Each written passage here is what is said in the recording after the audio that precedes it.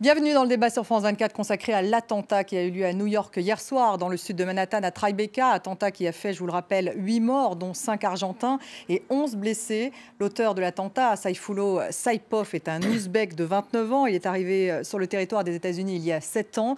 Il semble avoir agi au nom de l'organisation de l'État islamique. Au volant d'une camionnette, il a fauché des cyclistes et des passants en plein après-midi d'Halloween en remontant une piste cyclable à contresens. Il a été blessé par un policier. Il est actuellement à l'hôpital. La sécurité a été renforcée dans la ville. Donald Trump sur Twitter demande un renforcement des contrôles et une réforme des visas, notamment des visas donnés via la loterie. Il accuse le sénateur démocrate de l'État de New York, Chuck Schumer, de laxisme. Alors où en est l'enquête? Quel est le niveau de la menace terroriste aux États-Unis? Et que penser de la réaction de Donald Trump? On en débat tout de suite avec mes invités. Robert Valli est avec nous. Bonsoir. Bonsoir. Vous êtes vice-président adjoint pour l'Europe de Democrat Abroad. Antoinette Laurin, bonsoir. Vice-présidente des Républicains en France. Sophie Baudy-Gendreau, bonsoir. Bonsoir. Politologue, chercheuse au CNRS et professeure à l'université et spécialiste de violences urbaines aux États-Unis.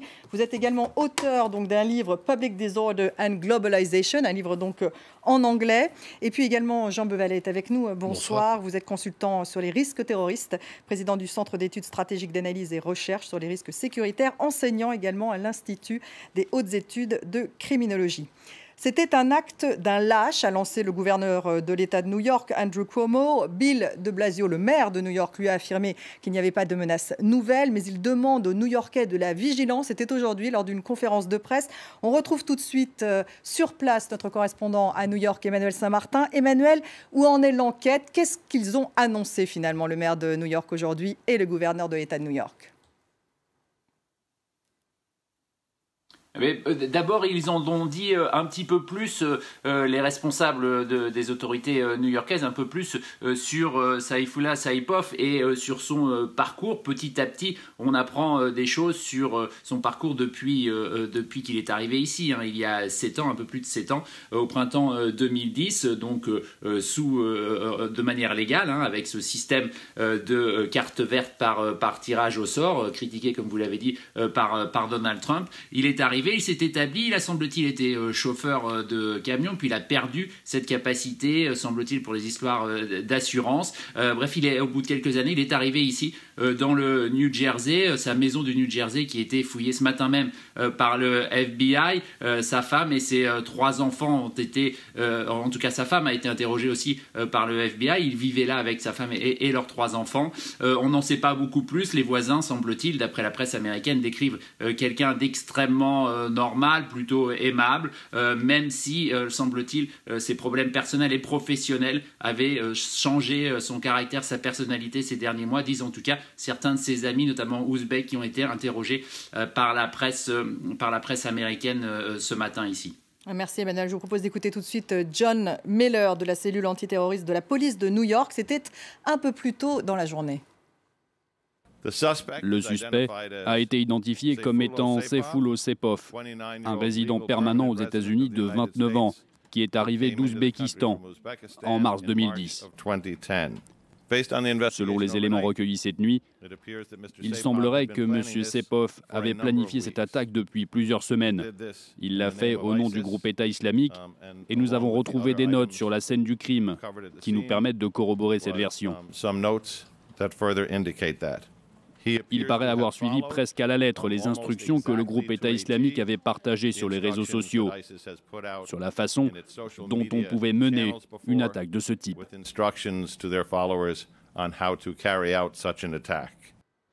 Jean Bevalet, vous êtes spécialiste du terrorisme, donc on a vu, c'est un Ouzbek, 29 ans.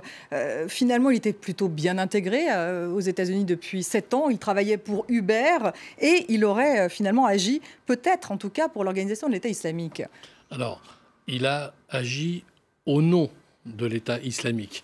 Ça ne veut pas dire que l'attentat était organisé par l'État islamique. Il n'a pas été revendiqué d'ailleurs. Voilà, je ne fais pas de la sémantique, mais c'est important parce que ça pose de là un certain nombre de questions, notamment sur tous ces individus qui, du jour au lendemain, décident de passer à l'acte parce que, ils considèrent que le moment est venu pour X raisons et souvent plus par folie qu'autre chose. Mais alors, effectivement, La vraie question, ça reste encore une fois aujourd'hui notamment les réseaux sociaux, puisque aujourd'hui vous avez la capacité de trouver sur ces réseaux sociaux tous les éléments qui vous permettent, à un moment ou à un autre, de commettre ce type d'atrocité. Il aurait été radicalisé via les réseaux sociaux, c'est ce que vous voulez dire? Alors, je n'ai pas dit qu'il a été radicalisé via les réseaux sociaux. Je dis que la procédure pour commettre l'attentat, il l'a trouvé en partie sur les réseaux sociaux. Et effectivement, vous trouvez de quoi construire une bombe, de quoi faire X attentats. Maintenant, la radicalisation, c'est l'enquête qui va monter au travers de ce qu'on appelle d'abord son premier cercle, c'est-à-dire famille et proches, puis ensuite amis, lieux de culte et monde associatif, voir comment en 7 ans il en est arrivé là. Sophie Baudy-Gentrot, alors la voiture avait été louée manifestement dans le New Jersey.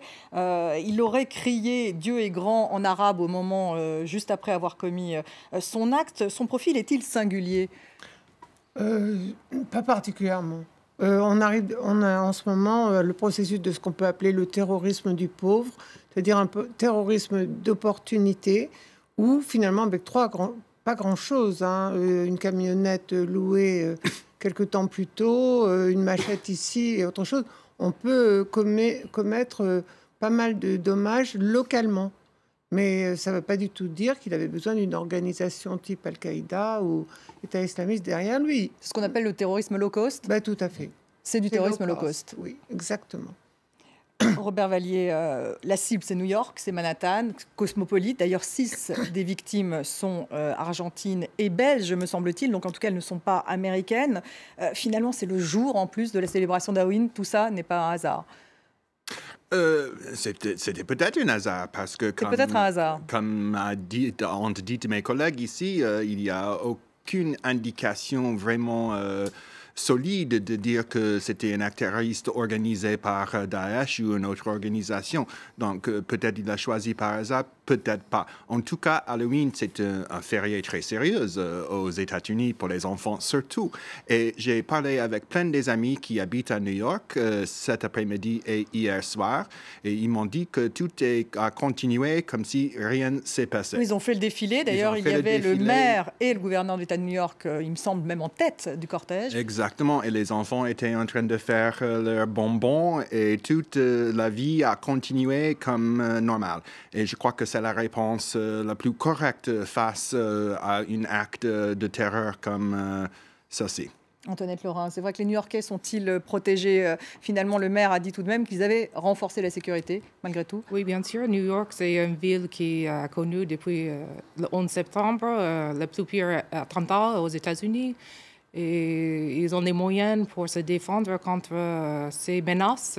Déjà, il y avait plusieurs menaces attentées qui n'étaient pas réussies.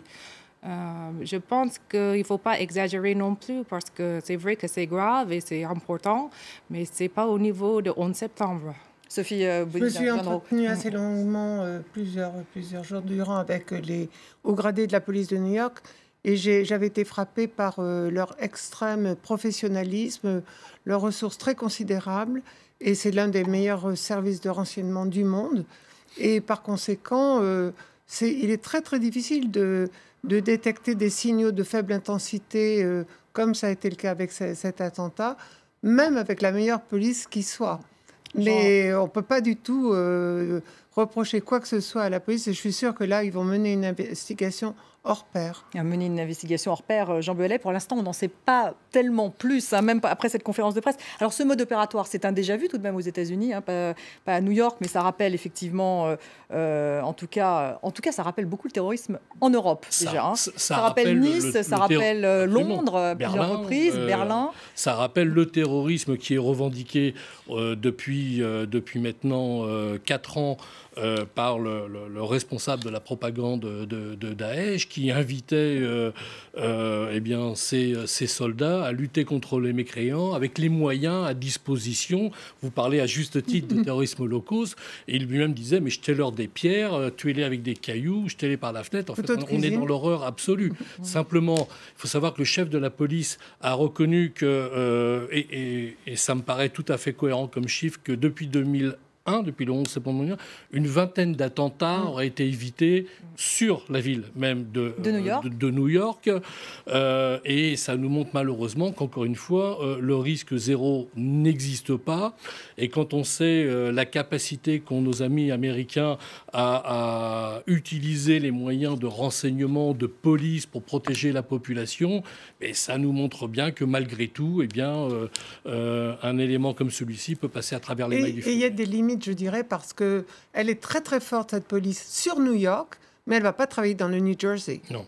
Elle est vraiment très centralisée sur New York. Et lui, d'ailleurs, vivait dans le New Jersey. Oui, c'est ça. Il a organisé... C'est ce que je dis. Ça aurait été très difficile de détecter ces agissements dans le New Jersey. Robert Vallier, il y a tout de même une histoire du terrorisme djihadiste aux États-Unis. Si on se souvient par exemple du marathon à Boston, où là il s'agissait de frères tchétchènes. Il y a eu également l'attentat en Floride, là aussi, là c'était un Afghan. Donc il y a tout de même une histoire. Oui, mais en Orlando, par exemple, ce n'était pas un acte de terroriste islamique, c'était un acte de homophobie. Donc, cette histoire d'être une agent de Daesh est venue d'où exactement? De la candidature de Trump. Pourquoi? Pour faire ce que Trump fait normalement, diviser l'électorat. Donc, il n'y avait aucune crédibilité à cette thèse que le perpétrateur en Orlando était radicalisé par la Daesh. On peut parler aussi de San Bernardino. Donc, Daesh, là, a réclamé, revendiqué l'attentat. Après l'attentat, après les auteurs ont dit que oui, on est avec Daesh, mais il semblait, après l'enquête, que leur participation à Daesh était plutôt par Internet, comme mon collègue a dit. Mais il y avait un lien tout de même entre l'organisation de l'État islamique et ces attentats. Il y a un lien entre moi et Daesh, dans quelque façon, parce que moi, j'ai cherché Daesh avant de venir ici. Est-ce que je suis maintenant terroriste parce que j'ai cherché leur site de revendication pour des informations? Non. Donc, dire qu'il y a un lien, c'est pas juste, c'est pas fondé sur les faits. Et si on veut inventer de spéculation qui n'est pas fondée sur les faits, on peut dire n'importe quoi ensuite. Antoinette Laurin, vous êtes d'accord?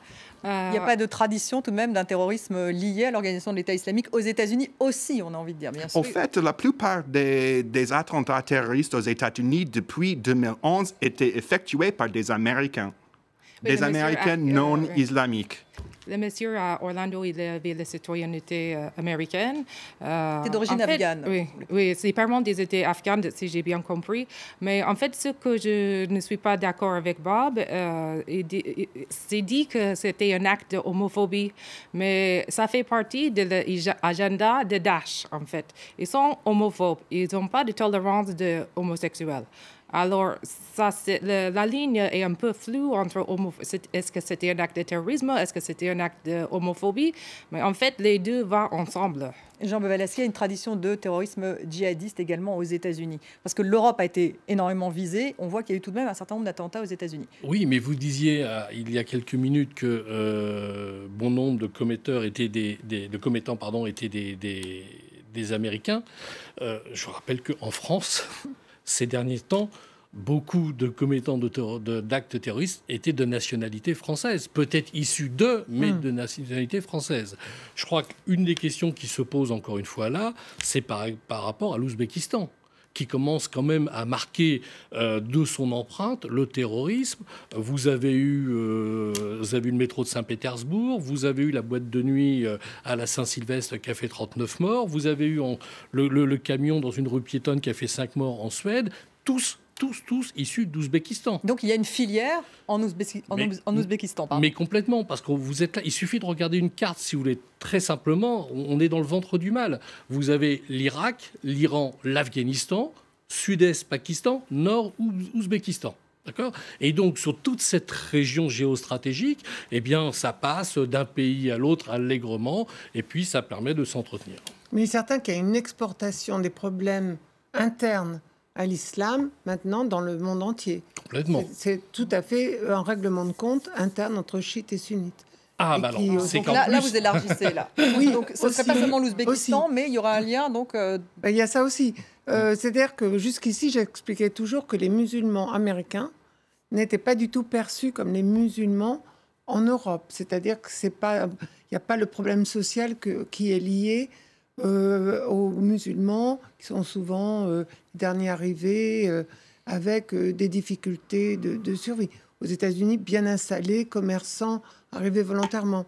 Et là, ce à quoi on assiste, c'est que justement, cette imprécation, c'est lié à quelqu'un qui se revendique de Daesh. Et donc, c'est plutôt nouveau. Et pourquoi parlez-vous des sunnites et des chiites, justement, dans cet exemple? Parce que c'est des problèmes purement musulmans et que là, on est en train de faire un lien avec un musulman arrivé aux États-Unis qui va crier le slogan Allah Akbar. Jean-Baptiste, pour l'instant, il est tout seul. Enfin, en tout cas, ils n'ont pas mis en évidence qu'il y aurait des complices. Il faut rappeler, parce que c'est toujours dramatique ces événements, on est dans l'insupportable, mais la plus grande communauté dans le monde victime du terrorisme, ce sont les musulmans. Oui. Tout à fait. Il faut pas l'oublier. Oui, bon, là, ceux qui étaient visés, c'était tout de même des touristes. On retrouve tout de même un scénario. On est d'accord, comme on le voit à Paris, comme on l'a vu à Londres, comme on l'a vu à Berlin. Mais ce que dit Madame, c'est qu'on a une démultiplication, enfin, me semble-t-il, pardon. Oui, mais tout à fait. On a une démultiplication du problème parce qu'on a d'abord, dans un premier temps, une volonté de porter le combat sur une terre extérieure. Et en plus, vient s'ajouter à cela ce conflit chiite-sunnite sur lequel ils ont une approche qui est un peu différente, notamment vis-à-vis du monde occidental. Robert Vallée, les États-Unis sont-ils vraiment la cible aujourd'hui d'attentats? Comme est aussi la France ou l'Angleterre ou l'Espagne. Donc, je crois qu'il y a toujours parmi les militants de Daesh un désir à frapper les États-Unis, bien sûr, mais je crois que le risque est aussi le même hier qu'aujourd'hui, et le risque est égal que le risque qu'on trouve ici en France. Donc, il n'y a pas une spécialité aux États-Unis d'être ciblé par les terroristes. Merci à tous les quatre. On se retrouve juste après le journal, après une courte pause.